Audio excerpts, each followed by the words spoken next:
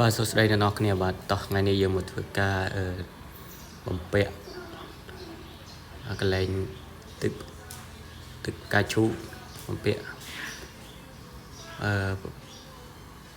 គ្រឿងទឹកក្តៅរបស់យើងបាទគ្រឿងទឹកក្តៅគ្រឿងទឹកជាក់នេះបាទយើងធ្វើការបំពាក់វាហ្នឹងណាយើងកំពុងតែមូលតខ្សែភ្ជាប់ដើម្បីឲ្យវាចេញជាទឹក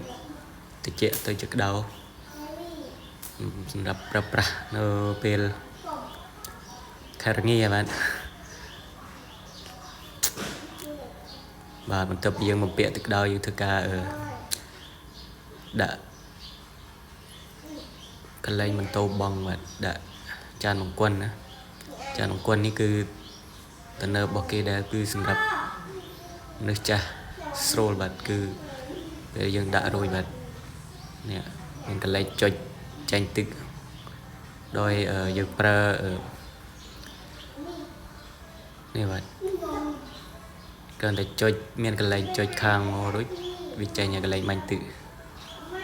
លយទំនើបបាទសម្រាប់នេះចាអានេះគឺកន្លែងនោមសម្រាប់មនុស្សប្រុសបាទអានេះគឺនៅពេលដែលយើងដាក់ហើយវាអត់ទេកែការ៉ូបន្តិចព្រោះតាយោវាខ្ពស់ពេកដូច្នេះយើងត្រូវការកែការ៉ូនៅរបស់ដើមវាធំនេះដាក់ទូចម្ដងចេញធ្វើការកែការ៉ូដើម្បីដាក់តាយោទឹកឲ្យបានកម្ពស់វាបាទហើយនេះបង្គន់បាទអានេះនៅកន្លែងលាងដៃលើអាគារបាន4ជាន់